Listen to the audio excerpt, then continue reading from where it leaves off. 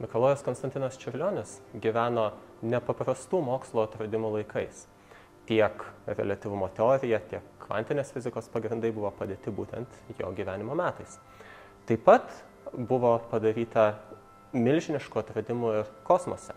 Atsiradusi fotografija leido daryti pirmasias kosmoso nuotraukas, supratome, koks yra visatos dydis, iš ko susideda žvaigždės ir dar daugybė kitų atradimų.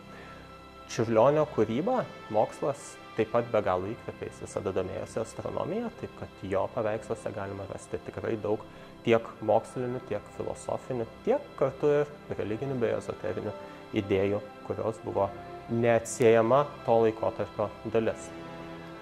Menas, moksla taip pat dažnai įkvėpia.